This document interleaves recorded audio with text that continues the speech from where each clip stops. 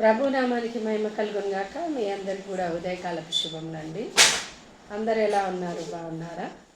ప్రభు యొక్క మహాకృపను బట్టి మనందరం కూడా ఆయన యొక్క సజీవుల లెక్కలో ఉండడానికి దేవుడు కృప చూపిస్తున్న విధానమును బట్టి దేవునికి స్తోత్రం. మరి ఈరోజు దేవుడు మనతో చేస్తున్నటువంటి వాగ్దానము 54వ యెషయా గ్రంథము 54వ అధ్యాయము 17వ వచనం.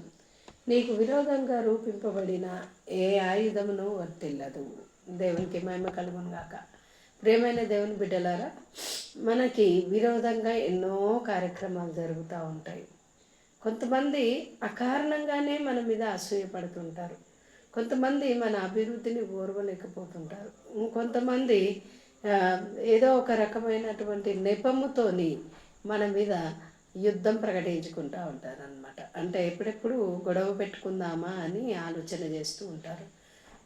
అయితే దేవుని వాక్యం ఇక్కడ సెలవిస్తుంది, నీకు విరోధంగా, నీకు ఏ విధమైనటువంటి కక్షా విభేదము లేకున్నప్పటికీ నీకు విరోధంగా కొందరు రూపిస్తున్నటువంటి అది ఏ ఆయుధమైనా సరే అది వర్తిల్లదు అని చెప్తా ఉన్నాడు దేవుడు. నిజంగా ప్రియమైన దేవుని బిడ్డలారా, దేవుడు మన పక్షం నుంటే మనకు విరోధి ఎవడు? అందుకే ఇక్కడ మనము ఒకవేళ 15వ వచనం చూసినట్టయితే, జనులు గుంపు కూడినను వారు నా వలన కూడరు, నీకు విరోధంగా గుంపు కూడు వారు నీ పక్షము వారగుదురు. దేవునికి మహిమ కలుగును గాక. ఒకవేళ జనులు గుంపు కూడినా కూడా ఆయన వల్ల, దేవుని వలన గుంపు కూడారు అంటున్నాడు. ఎందుకంటే దేవుని వాక్యం సెలవిస్తుంది, ఆయన సెలవు లేనిది ఒక వెంట్రుక నల్లగైనను తెల్లగైనను కాదు అని అంటున్నాడు దేవుడు. మరి మన జీవితంలో ఏదైనా ఒక పరిస్థితి గుండా మనం వెళ్తున్నామంటే ఆయన అనుమతి లేనిది రాదు. అనుమతించినటువంటి దేవుడు మనల్ని ఆ శ్రమ గుండా మనల్ని నడిపిస్తున్నటువంటి దేవుడు తిరిగి ఆ పరిస్థితులన్నిటిలో నుండి కూడా విడిపించగలిగినటువంటి సమర్థుడు మన దేవుడు. అందుకే ఆయన అంటున్నాడు, నీకు విరోధంగా ఎవరైతే గుంపు కూడుతారో వాళ్ళు నా వల్ల కూడరు, ఒకవేళ కూడినా కూడా వాళ్ళందరూ కూడా నీ పక్షం వారగుదురు అంటున్నాడు.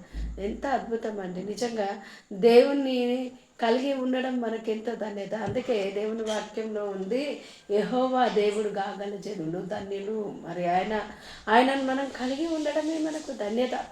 ఎందుకంటే మన దేవుడు ఏ రోజు కూడా మనల్ని ఉపవాసం ఉంచాడు, ఏ రోజు కూడా శత్రువుల చేతికి మనల్ని అప్పగించాడు, ఏ రోజు కూడా ఆయన సెలవు లేనిది ఏది కాదండి.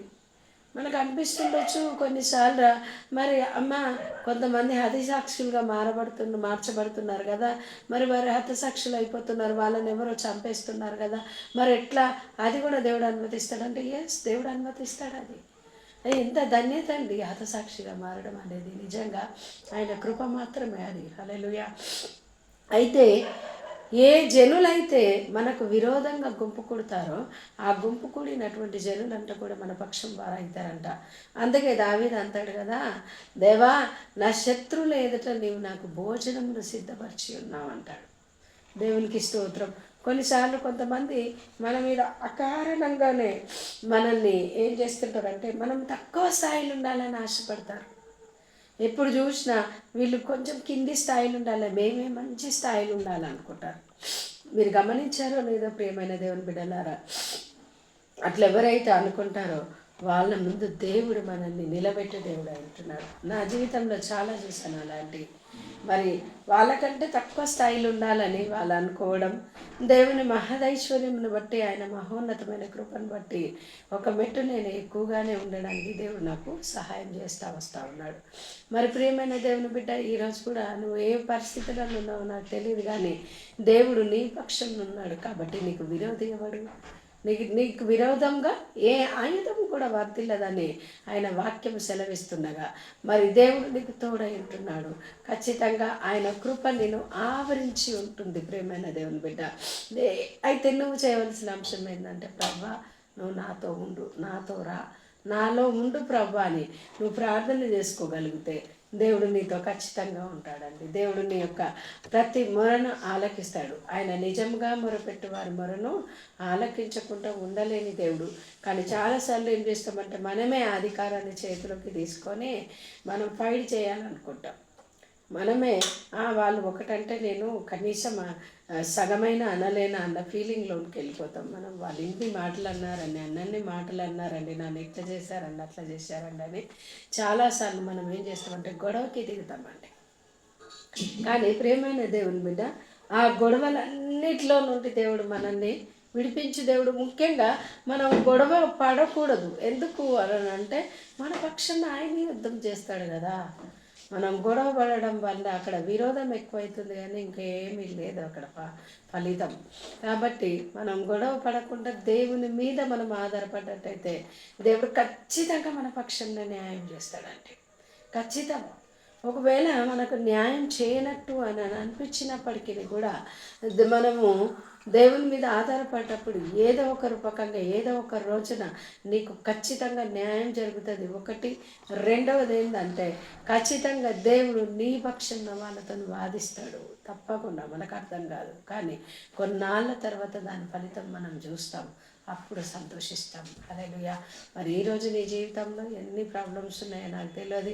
ఎంతమంది నీకు గుంపుగా నిన్ను చూసి కావాలని పనికి మారిన చెడ్డ మాటలు నీ మీద పలుకుతున్నారేమో. ఒకవేళ నిన్ను చూసి ఎంతోమంది రకరకాలుగా అసూయపడుతున్నారేమో, నీ అభివృద్ధిని ఓర్చుకోలేకపోతున్నారేమో. నువ్వు ఏ పని చేసినా నీకు ఎప్పటికీ ఏదో ఒక మాట అంటూ నీకు గాయం చేస్తున్నారేమో. దేవుని వాక్యం ఉంది కదా, భీతి నీకు దూరంగా ఉంటుంది, నోటి మాట చేత నీకు నొప్పి తగలదు అంటున్నాడు.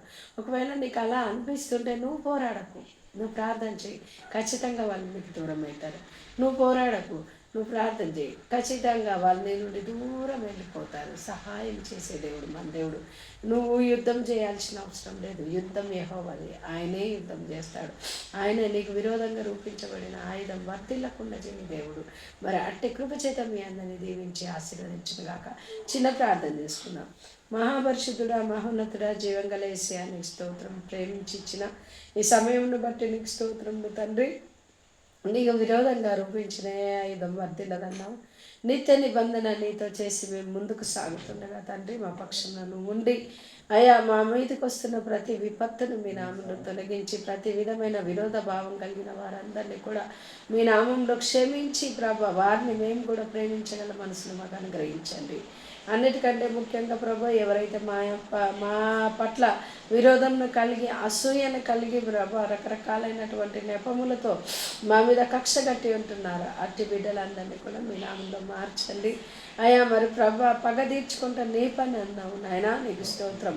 మీరే పగ తీర్చుకొని మనం ప్రార్థిస్తున్నాం. ఎందుకంటే మేము మాట్లాడితే మేము చేస్తే అది వీలు కాని విషయం నాయన, నీకు స్తోత్రం. నువ్వైతే పరిపూర్ణమైన జడ్జిమెంట్ ఇచ్చే దేవుడు కనుక నువ్వే కార్యం చేసి మనం ప్రార్థిస్తూ ఇచ్చిన సమయం బట్టి కృతజ్ఞత ఆస్తుతులు చెల్లిస్తూ ఈ కొద్ది ప్రార్థన యేసునామమున అడిగి వేడుకుంటున్నాను తండ్రి, ఆమేన్.